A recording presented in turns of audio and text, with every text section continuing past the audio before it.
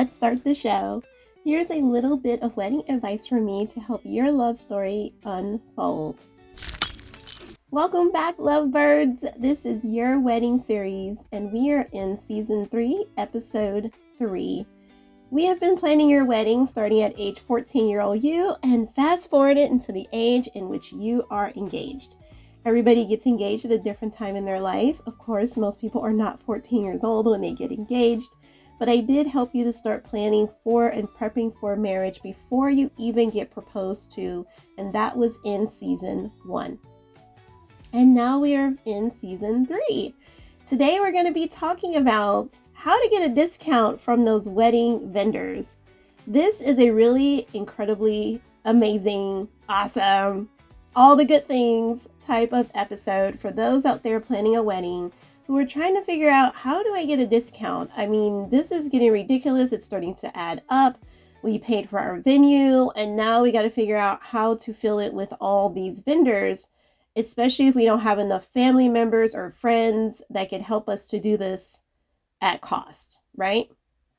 So what you're going to do is, we did start our research on yesterday's episode. In episode 2, we started researching, we went online, we did all the things. We talked about all the ways to find vendors that caught your eye, caught your interest. So if you need help on that, go back and look at yesterday's episode. But today we're talking about, it's time to start calling those that stood out. You can also send an email, but I feel like email responses are sometimes very delayed. People look at it and then it's like, oh, I'll get back to it later. But when you just pick up the phone and call someone, if they don't answer, leave a message. And then if you haven't heard from them in a day, go ahead and send them an email. And the reason why I say start with a phone call is because you can probably get most of your questions, and you're going to be very curious about their service. You're going to get a better feel from them by being on the telephone in that initial contact with them. At the end of the episode, we're going to talk about a really key way to get an amazing discount. But let's get into some things that we need to remember when we are making our calls to our vendors, okay? Remember, you've done a lot of research at this point. You've looked at a lot of things about them. Once again, if you need a refresher, look at season 3, episode 2. So the first thing you're going to ask them, and picking their brain, is, are there extra fees for the trial or a tasting? So a trial is whenever you do like a hair trial. You just want to see what your hair would look like. If this person styled your hair, you want to go in and get a trial from them. Is that included in the price that you'd be paying for their service for your wedding day? Or is this a separate additional cost for the trial? Now, they are the person providing the service, so we don't need to get mad at them when they say, no, that's not included. We need for you to pay a separate fee if you want to come and get your hair done by us as a trial, as a test, okay? The same way with makeup, the same way with nails, and for gentlemen, the same thing with a haircut or styling. So we need to ask them that, because I think a lot of people are forgetting to ask, hey, is there anything extra that I need to pay for? The same thing with the tastings. A lot of people see in movies, oh, they're going for their cake tasting today. That's so much fun. I can't wait till we do that. Well, slow your roll because you don't know if you're going to get to have a tasting that's included in the fee of that cake or the catering, the food and the beverages, okay? You don't know if they're going to say, hey, that's an extra cost. So don't get too excited, about this part of wedding planning until you find out through those vendors that you've narrowed everything down to. Now, I'll tell you a way to get around that. If you've got your family and friends that are going to be helping with your wedding, say you're having a more traditional, because that's actually more traditional to have your family and friends help with all of this vendor stuff and even the venue. Doing it that way, guess what you will get to have? a trial and a tasting, okay? If your friend is doing your makeup and your hair and your nails, guess what? They're more than likely going to do a trial for you to see if you like, how they're going to do it on that day. And so that's really cool. The other thing is if you're having a family member or a friend or coworker or something like that that's going to be making the food, the beverages, the cake, the desserts, guess what? They're more than likely going to allow you to have some kind of tasting with them to make sure, okay, these are the ingredients that you really like. This is how you like this cake, cupcakes, whatever it is that you're going to be having. And they're okay to do that for you. It's when you get into these high-end vendors who are not your family and friends or people that you know, they're the ones that are going to come and try to charge you all this buku money for each and every one of these services, okay? And that's not good. That's not good. If you are going to be doing flowers, you at least want to see what the arrangements are going to look like. You want to have an idea of what they're going to look like. And so you may need to go to the florist shop, and talk to them. It's important. You have to get up, get out of your house and do these things. Or at the very least, you have to make some calls, do some emails, and have some pictures being sent to you back and forth, okay? But you got to do something. I mean, that's what I suggest. You don't have to do anything, but I suggest that you do these things, okay? Remember to keep in mind that you will be working very close to these vendors. Very, very, very close. Let's talk about some examples. The makeup and hair artist stylists that you will be hiring for your wedding, they will see you in your robes, okay? You and your groomsmen, your bridesmaids, everybody is going to be in robes, okay? The gentlemen usually don't have anybody doing their hair, and obviously they don't do the makeup thing, but anyone that would be in that room with them, they have to understand. I mean, I don't think they're going to have a vendor in there with them. Most of the ladies, it's for the makeup and for the hair that they have that, and for helping the bride to get into her dress, because it's a whole to-do, especially if you have an actual gown and not just a dress that you can wear anywhere, like a lot of the girls are choosing now, so they can wear their dress again. But if you have more of like the gown style, you will need to have somebody to help you to get in that. With the gentlemen, it's more than likely not like that. They can all help each other with their ties, bow ties, suspenders, making sure everything looks great. Cufflinks and all that good stuff, right? So it's a little different. But for ladies, we have to remember that these people will be seeing us in our robe. Do we trust them? Do we trust them that our things are going to be left in that room or around that room? And whoever's going to be in that room, you need to be able to trust them, okay? Do you see yourself getting along with them on your wedding day? If you can tell, not if, you can definitely tell when somebody is drama, okay? When they're going to stress you out. And it's better to just avoid them. It's better to not have them as a part of your big day. You guys have been watching the disaster videos about people's wedding day and things that have gone completely wrong. But something that I think that people don't expect for things to go completely wrong is dealing with their vendors, okay? And so you have to realize that they are a part of the drama too.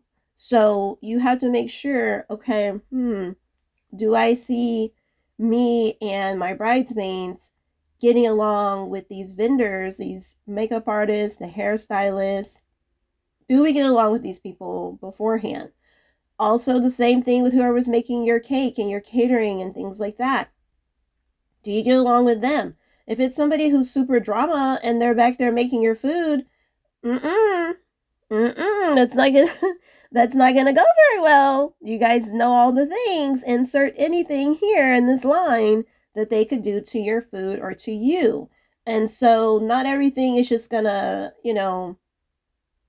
anyways, we won't go there, but just know that there's things that they could do, and you don't want that, okay? So you want to find vendors that are professional, respectable, people to have good reviews, like we talked about in the other episode. We talked about how to find these people, okay? Now, the other thing is we talked about the respect toward each other. That means, do you see yourself respecting them for the service that they're giving you? And do you see them respecting you for you hiring them as their boss for the day? Because that's what you are. You need to understand that you are their boss for the day, okay? And so do you see them being respectable to that? And of course, the professionalism, how long have they been doing this? Things like that. Now, everybody has to start somewhere. So you can definitely hire a whole bunch of brand new newbies to the wedding circle. But just know, people always say you get what you pay for. And so just know that sometimes when we start out and doing something new, we're not that great at it in the beginning. We're just not. We're not. That very first day you ever did anything, even coloring and writing your name in kindergarten or pre-kindergarten, you were not perfect at it, okay? Something to think about when you're dealing with makeup and hair people is that they will be touching you. They will be touching you, okay? They'll be touching your face. They're going to be touching your hair. Do they have clean hands? Do they have clean hands? You guys, there is a story time that I really, really want to do on this, and so I don't want to belabor this today. But you need to look at people's hygiene when it comes to them touching you, okay? Also, for catering, they'll be making your food. They'll be making your drinks. They'll be making that cake. Do they have good hygiene? You can tell these things, guys. You can tell these things. You can even have somebody else go and meet with them that is not the bride after the bride has met with them, and just see if they see the same things that you see. Oh, this person was really respectable, professional. They had clean hands. They look like they use amazing ingredients, whatever, right? So, because they could be one way in front of you and be different in front of like a regular customer or something like that. So just know it's important to look at all of that. Please do. Okay. Oh, I got some stories for you guys. I got some stories coming up about when it comes to these sorts of things. Okay. All right. Now we have the planner coordinator. What do they really do? Do you really need them? We did a whole 2 episodes worth in season 2 about the planner, the day of coordinator versus the DIY bride. Go back and watch those episodes. They are very good. They're going to help you to have the right questions for the planner and the day of coordinator, and to see, do they really know their stuff? Do they really know what they're doing? Did they just decide, yeah, I know how to plan a party, so how hard could a wedding be? No, that's not your person, okay? Move on, next, thank them, and keep going. Keep going. As we all have seen, the wedding content creators are definitely jumping into the wedding scene, the wedding circle, and as you guys know, I am one of them. We'll be doing an amazing episode where we'll be talking about all the amazing benefits of having a wedding content creator at your wedding. But this is definitely a vendor that you want to keep in mind when it comes to starting to call and send out emails when it comes to your vendors, okay? So, something to keep in mind. Be sure that you're asking questions. They're going to have a lot that they have to say to you, but I want you to also come with questions. Based on all the things that we've been talking about, you should have some of these written down, and you should have some questions formed for them as well, okay? Because they're just excited to just get you on the books, right? You need to ask some questions and make sure that they're the right fit, Voice your expectations. What do you expect out of each and every vendor? Doesn't matter how tall that order is, doesn't matter how small or mediocre that expectation is. You need to voice it to them, because if they don't know that you're feeling this way about a certain service, then they won't have a clue. They can't read your brain, okay? So you need to come with your expectations of, what do you want for your hair? Bring some pictures. Ask them to see their portfolio even in person. You know, maybe they have a bunch of stuff on their website, but maybe you want to see some more stuff in person. Maybe they got stuff on their phone. Who knows? But you want to be coming with your expectations, and then listen to hear if they can meet your expectations. If they're saying they can't do that, don't force them into something that they can't do. If they're saying they can't make this type of cake design, don't try to force them just because they have cheaper prices. Don't do that. That's not fair to that vendor, okay? That's not fair to that vendor. All right, the next thing is get a cost breakdown for everything that you are going to be getting on your wedding day or for your trial. Get a cost breakdown. What are you paying for? They should be able to break down to the T what it is that you are getting. If not, don't go with them. Don't go with them. Oh, don't worry, it's going to be great. Don't go with them. No, they don't know what they're doing. So don't get yourself mixed up with that, okay? Choose the right people to be on your team. This is your wedding day. This is the biggest party that you're probably going to have for your entire life of living, okay? Is your wedding day, your ceremony, and your reception. So get the right people, the right vendors on your team who are going to have your back, who are looking out for you, who are not just waiting for disasters to happen so that they can record it for their stupid social media, okay? You don't want those people on your team. That's not going to make for a good wedding day. Drama. All right, let's go down to this amazing thing that you guys have been waiting for, which is how to get a discount. We talked about all this, right? We talked about all these things about how to get the right people on your team. But how do you get a discount? You found the right people. You're trying to figure out, okay, how do I get a discount? How do I go in this from the beginning and ask for a discount from the beginning? Because if you don't ask for it from the beginning, most of them are going to give it to you before the wedding day. That ain't going to happen. That ain't going to happen. So you need to establish something prior, okay? And the way that you do that is, number one, people like to run discounts at the end of the year. In Black Friday, which is the end of November, after Thanksgiving Day, all the way through December, all the way to December 31st, people will run these deals saying $100 off, $1,000 off if you book right now for your wedding that's in the next 6 months to a year, okay? So you're going to be looking out for that. You're going to be looking for that on their websites, anywhere where they post their business. They might be on social media only, and you're going to be looking out for those discounts, okay? You're going to be looking out for that, and you're going to try to book everything around Black Friday or the end of the year for your wedding that's happening the following year, okay?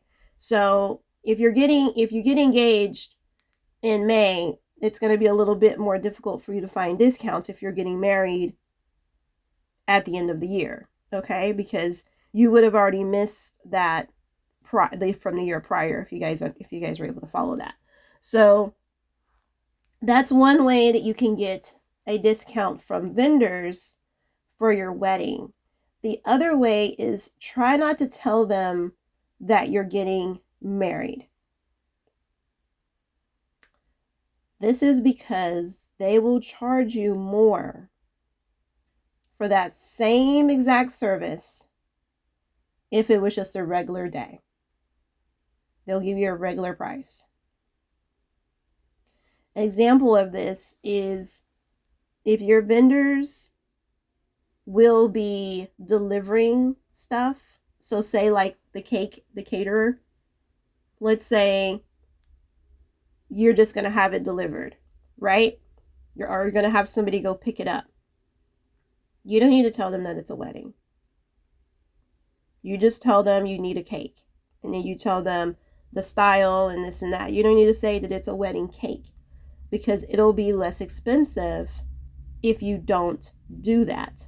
I have an episode that will be coming up where we're going to talk about cakes in particular, like just how to find a discount on just them. But this is going to give you a little bit of an overview of how to do that when it comes with cakes. The next one is if you're going to have catering, you can do the exact same thing. If you're picking it up, they don't need to know that it's for a wedding. You're having somebody pick up all of your meats and breads and your sides. Why do they need to know it's a wedding? They don't need to know that. So if they knew, though, that same exact food is going to go up like 5 times the amount just because they know that it's a wedding. They don't need to know that. You're just getting something catered. That's it. Let's move on to hair and makeup. If your hair and makeup person is not going to be there on the day of the wedding, and they're going to set your makeup and set your hair, so everyone knows about the setting sprays for hair and makeup, right? If they're going to do that for you, which you are going to be asking them about, well, guess what? You don't need to tell them that it's for your wedding day if they're not going to be inside the bridal suite with you. You can go and get your hair and makeup done on the day of the wedding, that morning. Just set an appointment. Let them know, like, well in advance. Hey, can you do my hair on, this day at 6 or 7 a.m.? And then if you need to, have a backup plan of somebody that else could do it if they can't. Same thing with your nails. You can go get your nails done that week and have your nails done. You don't need to tell them it's for your wedding. Guys, this is how you get your vendors for a discount. Number one, looking for them at the end of the year before your wedding, like prior to, right? And then the other way is just not telling them that you're having a wedding. Now, obviously, this is not going to work. That second way is not going to work if they're a DJ. Obviously, they're going to have to be at the actual wedding. So you're not going to be able to tell them that it's not a wedding. You're not going to dupe them and be like, yeah, it's just my birthday party. No, you're not going to do that. That would be crazy. So don't do that. People would be very, very mad at you, okay? So don't do that. Even though we all know they're going to charge way less if it was a birthday party in comparison to a wedding, which is kind of silly because a party is a party is a party is a party. And so that DJ, it should be the same price. But no, they're going to charge you differently. They're going to charge you differently. So just know that some of these vendors will have to be there. They have to be there. But other vendors don't have to be there, and you can get them to give you this discount without them even knowing that they're giving you this discount. Something to think about, guys. Something to think about. And I think it's genius. I personally think it's genius. Some people have done this and it's worked, especially for the cake and the catering. So even some people have done it for hair, makeup, and nails as well. It's just something for you to think about. Okay? It can be done. It can be done. We've got to do better. These vendors and these venues, these wedding venues are making way too much money. Way too much money off of everybody and taking advantage by using their services to overcharge. So we got to do better. If we don't give them the money, then they won't be able to do that. They won't be able to do that. That's not fair to us. So it's just something to think about. You guys, you remember, you don't have to take any of my advice. I'm just here giving my tips, tricks, guides, and guidance on how to do weddings, in my opinion, much better than how they're being done as of right now as a majority of what I see. is that people are going into debt, putting their weddings on credit cards just to have some lavish wedding for 4 hours. Okay, some people get 4 to 8 hours. Let's just say one day. Let's just say one day. Potato, potato. Tomato, tomato. Okay, one day. All right, you guys. I think you get the point. I think you get the point that it's time that we do better when it comes to booking our vendors, and there are ways to get a discount when it comes to them. We are now at our next segment. It is called Be My Guest on the Wedding Series podcast, your Wedding Series podcast. I would like to have you here on the show with me. I would like to hear your stories as to how you picked your vendors and what it was like asking them questions. Did they hear you out? Did they listen to your expectations? Or was there just a ton of drama? You're having a hard time with all this. This is not going the way you thought it was going. Your dream is falling apart. Whatever it is, I want to hear the ups and the downs of your wedding vendor shopping. And the reason why I want to hear about it is because, number one, I love weddings. And number two, I think it's going to help others that are planning weddings. Getting to hear other people's stories always helps other people, okay? It helps other people. So I would like to hear your story. Like, how's it going with the wedding vendor process? And that could be with any vendor, whatever vendor that you have.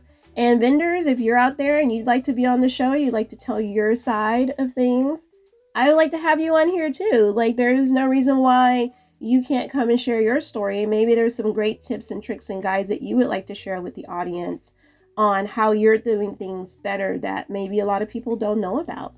Okay. And you'll get to also share your, if you have a playlist as well on YouTube that talks about your wedding series, you're going to be able to tag that for the audience to go and watch your love story unfold when it comes to the wedding couples and vendors. If you have somewhere that you've posted your services, you'll be able to share that as well. But in order to get all that started, you'll have to send me an email so we can get the conversation started between us. And I will send you over some interview questions to see if we are a good fit. And then you don't need to like answer them. You'll just be thinking about those, questions and answers. And then we'll do a video call. We'll do a video call and I'll interview you and we will record it. And then I will upload it onto the Wedding Series podcast. Okay. And I know that this is going to help other people. This is amazing. We'll get a chance to talk.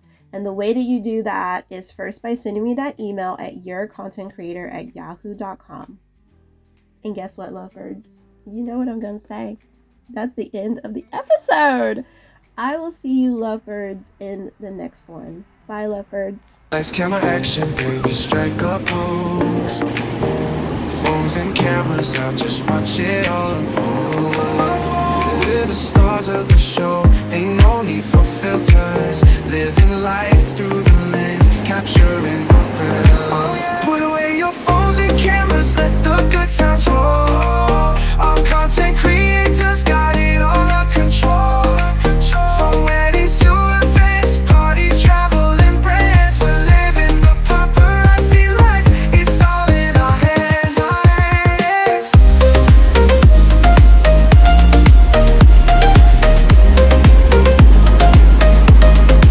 Lights, camera, action, we're ready to go. We're professionals, don't you already know? From TikTok to Instagram.